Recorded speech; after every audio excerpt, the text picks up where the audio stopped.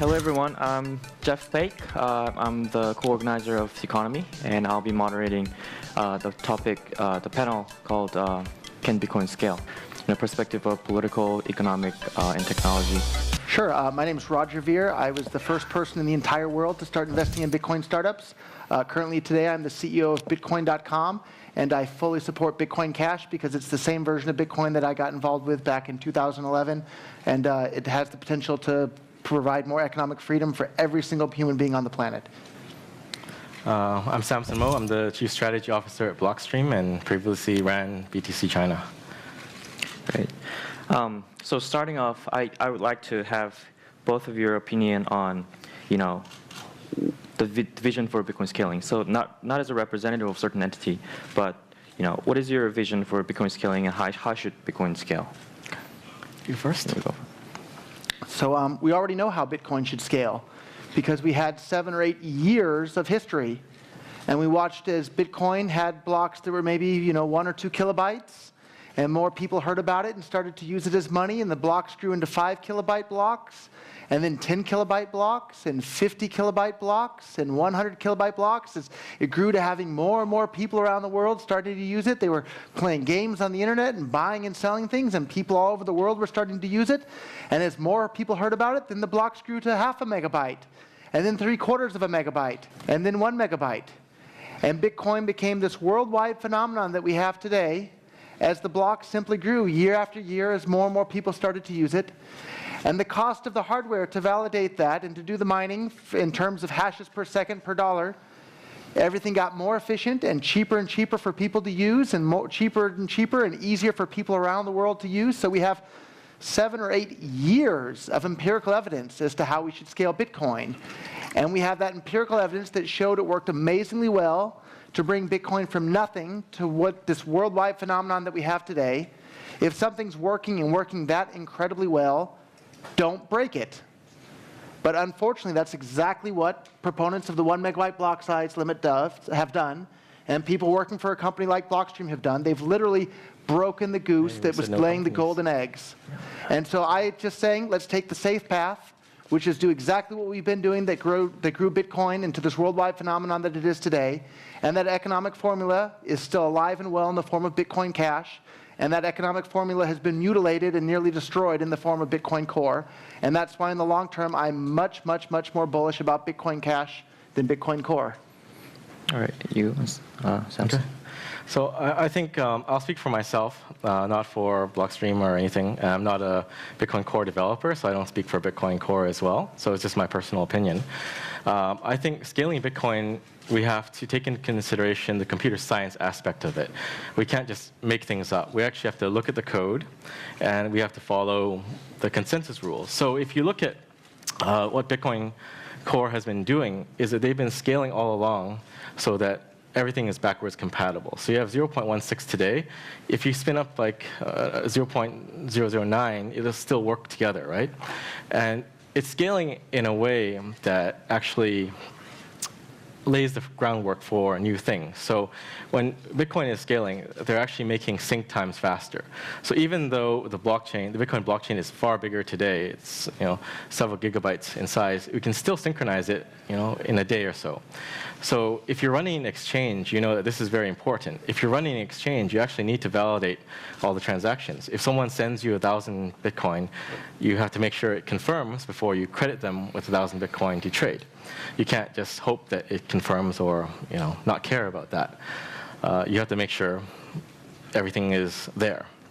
And to do that, you actually need the software to scale and to function. And blockchains inherently don't scale because they are flood networks where every transaction goes out to every node. So the analogy I like to give is that if YouTube was decentralized, every time you post a video, everybody in this room would have to download that video in order for everything to continue. And that is very burdensome. So the way to scale a blockchain, I think, with Bitcoin would be to move to layer 2 scaling solutions where everything is cryptographically linked to the main chain. So if you want an analogy, it's kind of like a gold standard where a US dollar is backed by gold, except for it's cryptographically enforced. Bitcoin in a sidechain, Bitcoin on Lightning, you can always cash back out to the main chain and actually get that asset. So to answer the question, I think the scaling that works is to take an engineering standpoint to look at the code and to follow consensus rules and to build their two solutions. So, okay, so my understanding of your answer is that the on-chain scaling is not feasible, and there has to be a second layer technology. And what's your view on that? Do you believe the future of second layer technologies, or do you think that on-chain scaling is possible? Are you asking me or Samson? I'm asking Roger you. So I'd like to quote one of my favorite economists, Milton Friedman, who said that we need to judge government programs by their effects rather than their intents. And we've seen that happen here with the 1 megabyte block size limit, and this proponent from Samson personally and a lot of his friends, they say we need to build everything on top of layer 2, and we'll strangle layer 1 to do it. And they don't quite use that word, but we've seen exactly what the effect, even if they had good intentions, the effect was that Bitcoin lost its first mover advantage. The market cap of altcoins has skyrocketed. The number of transactions happening on the Bitcoin Core network today is about half of what it was in December of last year. Bitcoin Core is having negative merchant adoption around the world.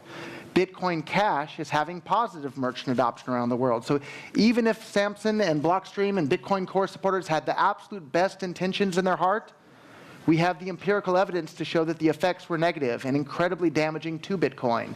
So let's judge things by their effects and their results, not the intent of the people that were putting it together. So again, we had 8 years of empirical evidence showing what worked and worked incredibly well to scale Bitcoin to millions of people around the world. If something's working and working that incredibly well, don't deviate from that course. Yet that's exactly what they've succeeded in doing for Bitcoin. They've shattered the Bitcoin ecosystem to 1,001 different altcoins and delayed the adoption of cryptocurrencies around the world by years. And there's nothing we can do to change the past, but we can work together to change the future. And Bitcoin Cash has the best roadmap to scale for people all over the world to use it as cash for the world by just following the exact same computer science formula and economic formula that led Bitcoin to being this worldwide phenomenon that it is today. So the question is, not representing a certain entity, but personally, do you believe that the Dr. Wright share the idea that Lightning Network, as a mesh doesn't work in practice? And do you share the same view, or? And also another question for you is that do you think the block size of the Bitcoin should be limited to 1 megabyte, or should be increased along with the Lightning Network? I stepped out of the room for his talk, so I don't know what he talks about for Lightning. And I'd actually like to point out how rude he was when he stepped out of the room. He said, "You're going to stay for fake Toshi?" And whether or not Craig is Satoshi or not, the things that he's saying are right in line with what the version of Bitcoin that I signed up for, which was peer-to-peer electronic cash for the entire world. Okay, so before we got into this, we had to sort of settle the name for it. So I guess people call it Bitcoin Core, Bitcoin Cash, or BTC, BCH. Bitcoin Cash is Bitcoin, Bitcoin Core is Bitcoin. So what's the difference between Bitcoin and Bitcoin? What's the difference with the BTC and BCH? It's complicated. So what's your view on the terms? Well, let's go back for one thing. Block size is not 1 megabyte now. It was changed to block weight, not block size. So now blocks can be up to 4 megabytes in block weight. So in economic terms, this is called an actual subsidy, where they actually don't count the amount of space in the SegWit portion of a block, the same as the amount of space in the other portion of a block. So, and if you go and study economics, you realize that subsidies lead to economically inefficient outcomes, and that's exactly what we have going on here with the SegWit space. What about the block subsidy? What block subsidy? 12.5 Bitcoins per block. What about it? It's a subsidy. You just said subsidies It's the mining reward. No, it's a totally different type. So in economic terms, you're taking money from one group and giving it to another. That's what's going on with the block space. You're charging lower fees for for space used in the SegWit portion of a block rather than the other portion of a block. Well, there's actually a mathematical reason for that, but let's just keep it general. So your question was the name, right? The name of the Bitcoin. So the fundamental question is, what's the origin? Like, what is the Bitcoin that Satoshi intended to build? That's the question. And Should it be used for coffee payments?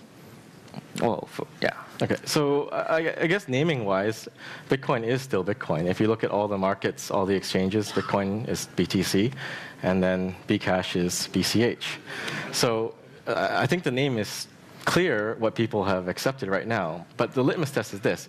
If you want to be paid with a Bitcoin today, and I give you something else, will you accept that as Bitcoin? And I think that's the easiest way to tell what is Bitcoin, right? If you ask for payment in Litecoin, and I send you Dogecoin, you won't accept that, right? So the simplest test is just to ask someone if they want Bitcoin, then what do you want me to send you? So I'd just like to point out that Samson assured me backstage that we were going to be civil and that nobody was going to call anything Bcash or any derogatory names. So it looks like he's broken his promise there, just like the promise to the entire world. When I got involved in Bitcoin, one of my very first questions was, can this scale to be money for the entire world and for everyone to use? And so I went on Bitcoin.org and read the details about how Bitcoin could scale to the world. And it went over the exact mathematics involved as to how much bandwidth it would take, how much hard drive space it would take, how much processing power it would take. And it was clear. Bitcoin could scale to be money for the entire world. And then later, a bunch of people came to Bitcoin, much later, who started spreading all these lies and using censorship and propaganda to spread them, saying that Bitcoin can't scale to be money for the entire world. But anybody out there is welcome to go to the Internet Archive and look up Bitcoin.org and read the articles about the scalability of Bitcoin from back in 2011, 2012, even in 2013. It was very clear. And so all through that time, there was this one single version of Bitcoin. And people with Samson's view of Bitcoin, that it shouldn't be used for coffee payments and it isn't for people that earn less than $2 a day, split. And so this one single version of Bitcoin on August 1st of last year split into both Bitcoin Cash, which is cash for the world, and Bitcoin Core, which is now a science project with Raspberry Pis and not usable in commerce. And that's why we're seeing people that actually run businesses stopping accepting Bitcoin Core and starting to accept Bitcoin Cash. So I think we have very, very different views for what the goal of Bitcoin is. And you're nodding your head. What is Bitcoin to you, Samson? Well, Bitcoin is the new form of money. So do $50 fees and hours or day-long waits for confirmations? Is that let me ask you this. How much are fees right now, right this minute? So fees right now is maybe 20 cents per transaction on the Bitcoin Core network because it's having half as many transactions per day as there were in December of last year, just a few months ago, because people have stopped using Bitcoin because of the high fees they experienced, because of the horrible user experience that they've experienced. And the reason I feel so passionate about this is because I used to hold a giant amount of Bitcoin before the split. And suddenly this thing happened, and then I had to go and reallocate my position and sell the vast majority of my Bitcoin Core to buy more Bitcoin Cash. I did more than just about anybody in the world to help spread adoption of Bitcoin as money in the world. And now I'm having to do it again with Bitcoin Cash because Bitcoin Core is no longer usable in commerce. Today, the fees are low again. That's great. But in December, they were high. We need money that's reliable month after month, and that one that you don't have to pay $50 one month in fees and then 20 cents the next month. And even 20 cents is far too high. To use a Bitcoin Cash to make a payment today, you only have to pay about 1/10 of a penny, about one single Korean won to do so. That's useful in commerce. That's useful as money. One that costs $50 one month, and it's not just $50 for one single transaction. If you're running a business, you accept lots of smaller payments from your customers, and then you send out bigger payments to your suppliers. So I can't even count how many times I had to pay more than $1,000 for one single Bitcoin transaction. That's more than $1,000 in fees to pay our suppliers because we received a bunch of smaller payments and then had to send out a bigger payment. That's not usable in commerce. And we're seeing, all this talk about the Lightning Network and this and that. I wish the Lightning Network the best of luck. I'm very, very skeptical that it'll work at all. But at the end of the day, we're seeing the empirical evidence. It's easier for people to switch from Bitcoin Core to altcoins than it is for people to migrate from Bitcoin Core to the Lightning Network on top of Bitcoin Core. And that's why we've seen the market caps of altcoins exploding around the world. Yeah. So the commerce usage, the question for both of you, well, actually for Samson, is are you concerned of current situation where the Bitcoin's dominance in terms of usage and adoption, or I should say the market capitalization compared to other cryptocurrencies declining. Like, are you concerned, or do you think there's a correlation between scaling, not scale? Well, I guess the block size limit and the adoption and merchant usage. I don't think the block size limit actually impedes usage. It's just like if you go to a restaurant that's busy, you'll wait, right? Because the food is good. If blocks are getting full, then it's a normal thing because people are using it, right? And we eventually do need to pay the miners for putting blocks in the blockchain. The block subsidy will keep on decreasing. The next one's in a few years. And then we'll cut down to half again, right? It'll keep going lower and lower. So fees do need to replace the block subsidy over time in order to provide security for the blockchain. For your question about market cap, I don't really think it's a good metric to look at market cap, because I could make something today and sell you one. I could make 1 trillion coins, sell you one, and for $1. But do I have $1 trillion market cap? Probably not, right? So Roger was saying altcoins are dominating everything like that, but a lot of altcoins have very little liquidity. If you were accepting payments in some altcoin, it'll be very hard to sell that for fiat on an exchange because the market depth is low. There's very little liquidity. Bitcoin is still the most liquid asset of all the digital currencies out there, and it's almost like the reserve currency. If you look at when prices drop, like right now, we're in a bit of a dip.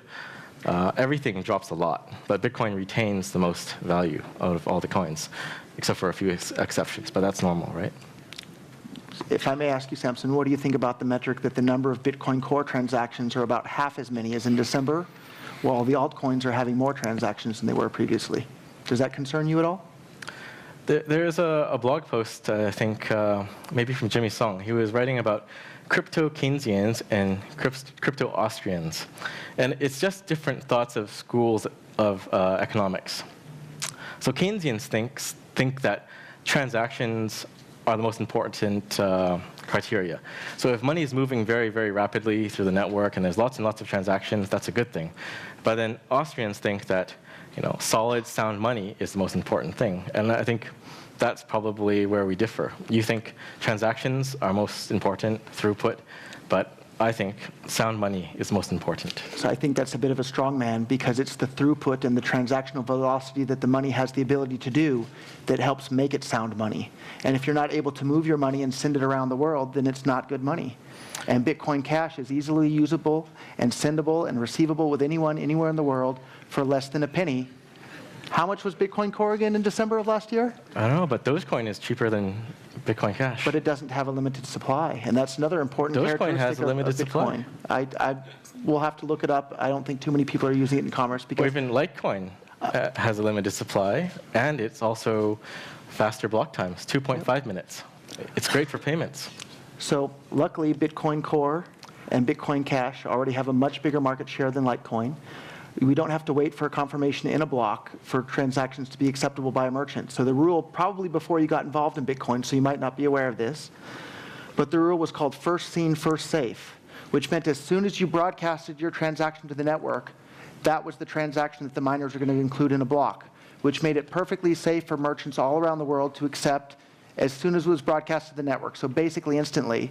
And then a bunch of people who came to Bitcoin much later started advocating for this system called replace by fee, which meant that you can replace the transaction with a different transaction at any point up until it's included in a block. And on the Bitcoin network, it's about 10 minutes on average per block. On Litecoin, it's 2.5 minutes. So they get all excited about it. Well, it's 2.5 minutes on Litecoin rather than 10 minutes on Bitcoin.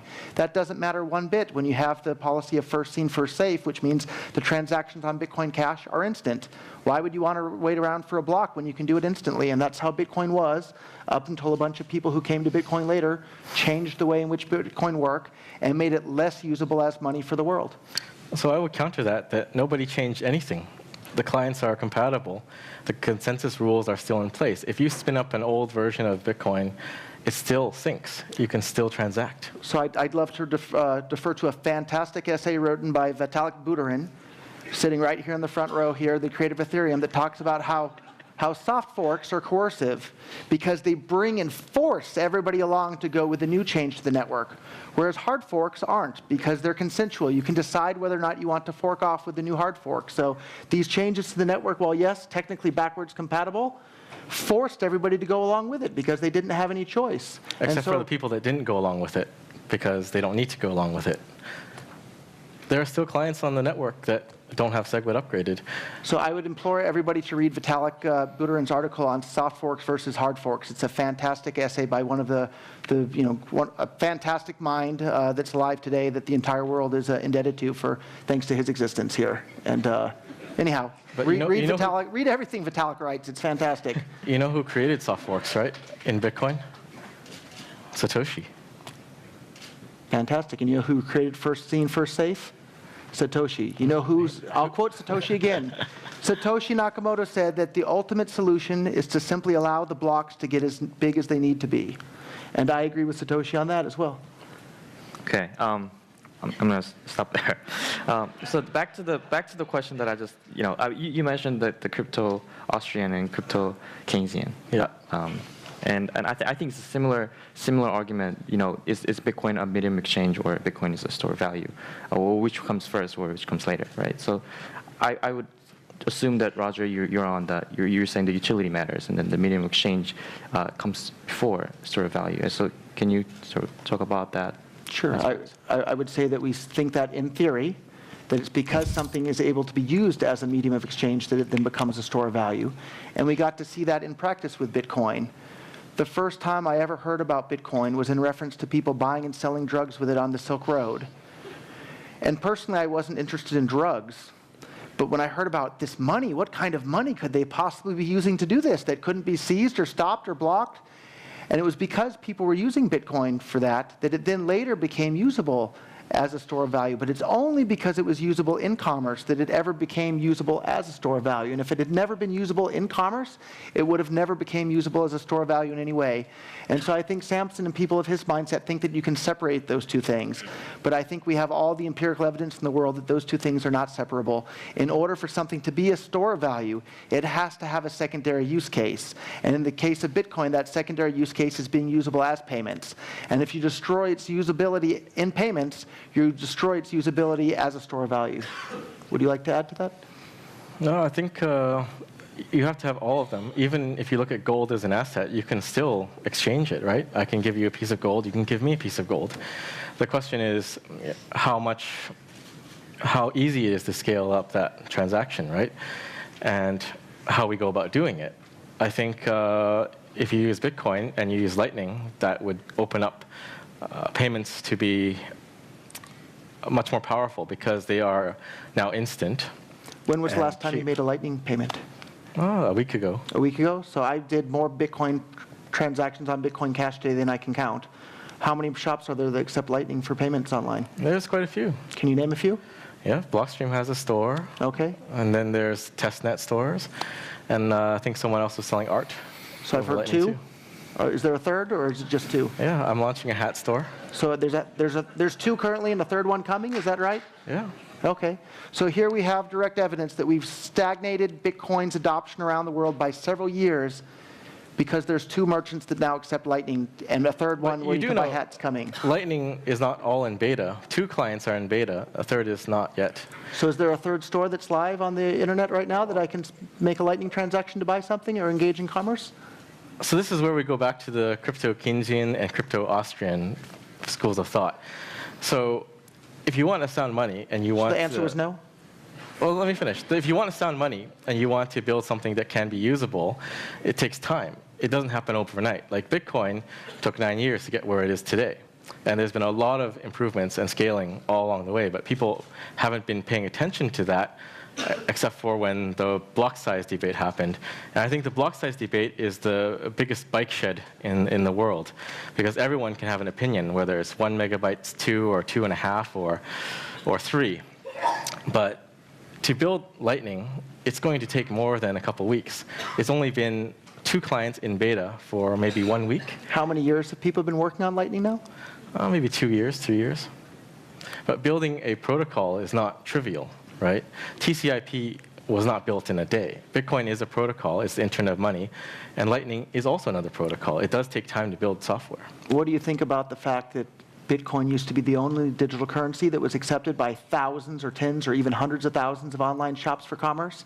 And now Litecoin and Dogecoin and Dash and all sorts of other ones are accepted at certainly more than the three Lightning Network shops online. They're already accepted at thousands. So that means the entire ecosystem, rather than moving from Bitcoin Core onto Lightning Network, they're moving from Bitcoin Core to 1,001 different altcoins. How does that make you feel as a Bitcoin maximalist? Well, altcoins are inevitable, right?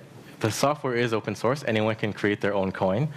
There's incentives to create your own coin. So I don't see why it would have always been just Bitcoin by itself. But Bitcoin is still the most secure chain and the most reliable chain for storing value. So I think we see, if for those of you that were in the room for my presentation, I gave the charts. We can see directly Bitcoin is losing market share to all these different altcoins, and that happened as soon as the blocks became full. So we had two different paths of action that we could have taken. We could have taken on the one that we had 8 years of empirical evidence showing that it worked incredibly well to grow Bitcoin into this worldwide phenomenon that it is today, which was just allowing the blocks to become as big as they need to be, as outlined by Satoshi. Or we can try and strangle that network by limiting the block size to 1 megabyte and forcing people onto these layer 2 solutions that basically don't even exist yet, in the hopes that maybe someday they'll be able to figure out all the details and make them work. And if and when they do figure out all the details to make Lightning Network work, it will work better, faster, cheaper, and more reliably on top of Bitcoin Cash than it will on top of Bitcoin Core. So the whole thing is just a bunch of nonsense in my book. But Bitcoin Cash doesn't have SegWit. And SegWit is not required for Lightning Network. So It is? It is not. Okay. And so, Google is the arbiter there. You can all go and Google it, and you'll see that I'm right on that fact as well. so Samson, okay, so Roger believes that the store of value comes first, and then exchange, and you're saying that, collectible and store of value. Well, actually, I think all three are happening in parallel now. Okay. Okay. So what's the future? So let's say the Lightning Network has been implemented, and it as it intended. Now you're saying it's in beta and it takes time. But let's say 5 years later that Lightning Network has been implemented. Then do you think that? So you do believe that there's a need for Bitcoin to be a small volume transaction, and buying coffee pretty much, yeah. Well, you can buy coffee with Lightning. How many coffee shops accept Lightning? How many coffee shops accept Bitcoin? A lot. And I go often in Tokyo to shops that do. Good for you. That's wonderful. Well, the thing is, with Lightning, it actually makes more sense to transact, because if you're a merchant, then you actually do want the confirmations, right? Mm-hmm. So as a merchant, I can tell you, if on the Bitcoin Cash network, we don't have to worry about confirmations. On the previous Bitcoin Core network, before replaced by fee, we didn't have to worry either. And we're actually seeing merchants that used to accept Bitcoin Core switching over to Bitcoin Cash because it actually works as cash. And there's no need for Lightning. There's already enough capacity available on the Bitcoin Cash network, and Bitcoin Cash transactions are already Lightning fast. So why do we need this second layer solution on top of a slow, expensive to use, unreliable chain that's having negative merchant adoption around the world? Basically, Bitcoin Core has been committing suicide with Bitcoin, which breaks my heart as the first person in the world to start investing in Bitcoin startups. Bitcoin Cash is building all the tools to make it useful as cash for the entire world, and that's why we're seeing merchant uptake around the world. And we're not seeing any merchant uptake of the Lightning Network at all, and we're seeing negative merchant uptake of the Bitcoin Core network at this point. So your premise is that you don't need to wait for a confirmation for Bcash because you can trust everybody. No.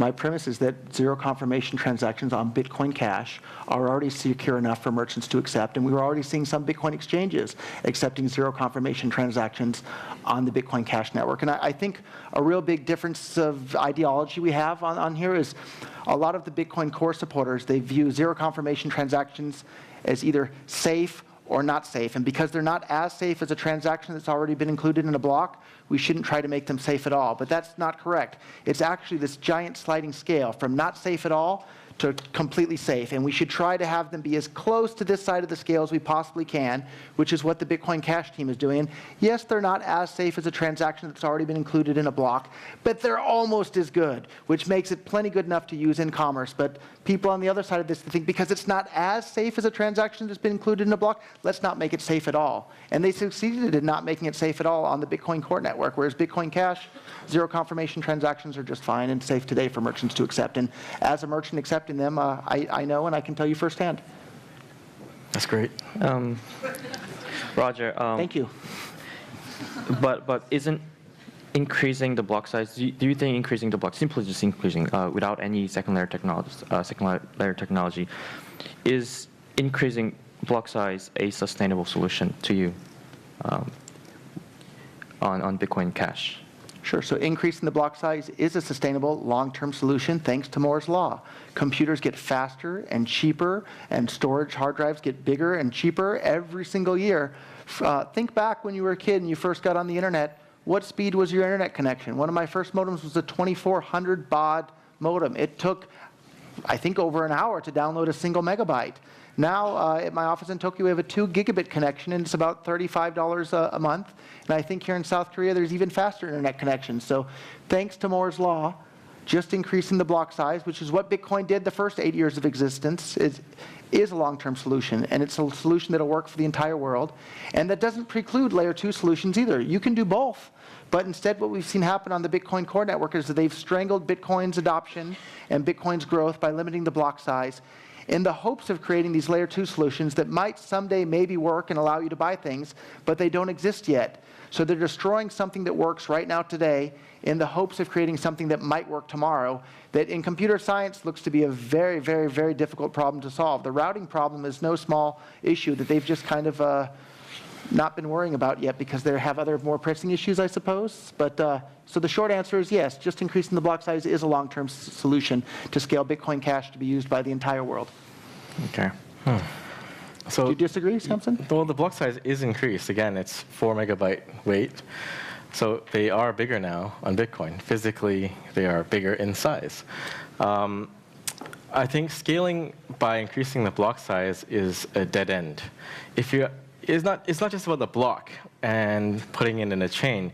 You have to actually validate the block when you receive it over the network. And there is constraints of time and space. It's not infinite. So if you get a block that's 500 megabytes, it will take you 20, maybe 30 minutes to validate that block before you can move on to the next one. And there is a dead end to that, right? You cannot keep increasing the block size, otherwise the network will never be able to validate the blocks that do come through. And I think that would be like 300 million people transacting would need like, making one transaction a day would make a 500 megabyte block.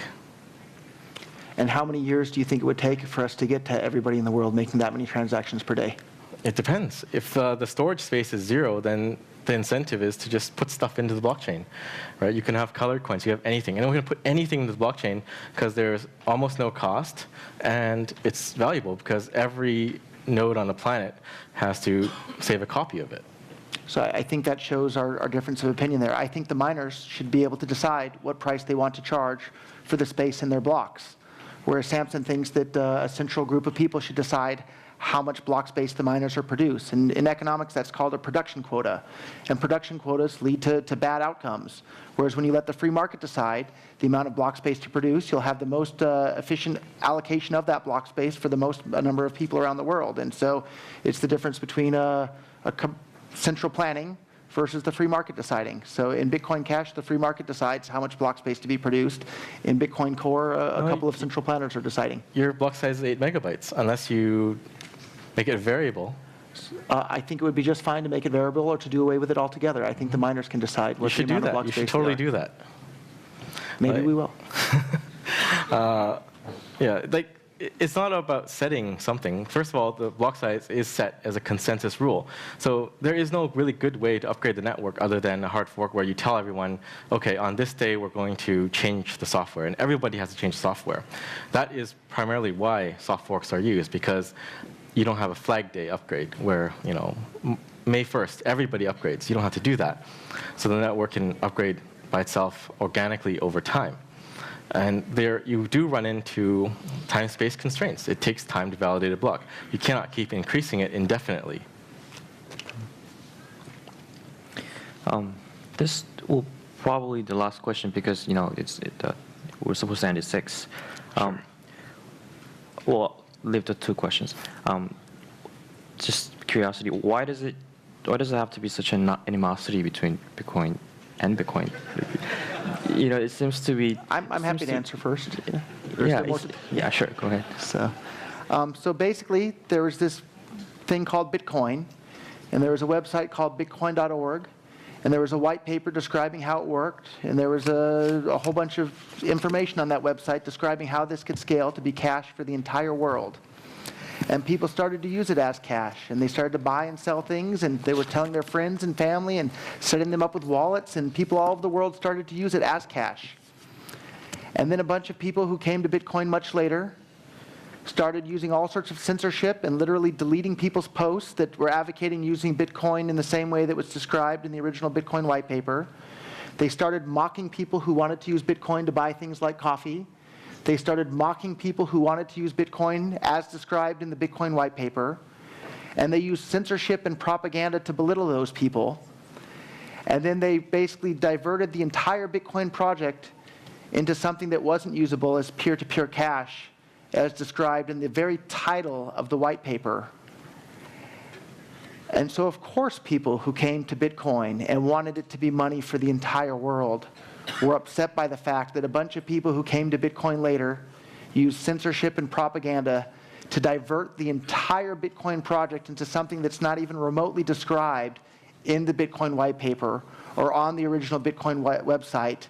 And then they want to call their project Bitcoin, and then they want to make fun of the actual Bitcoin that's described in the white paper by calling it names like Bcash. Of course people are going to be angry when that happens.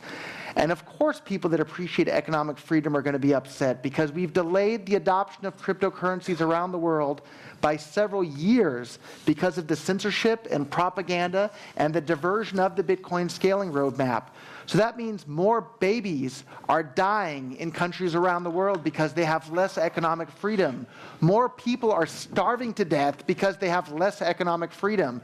People are literally dying because of this. I'm not exaggerating. This is a life and death matter around the world, and more people are dying because we haven't been able to bring more economic freedom to the world as quickly as we otherwise would have been. And people like to make jokes about how Bitcoin isn't for people that make less than $2 a day. Well, I have news for you. Bitcoin is for everybody. And Bitcoin is alive and well in the form of Bitcoin Cash.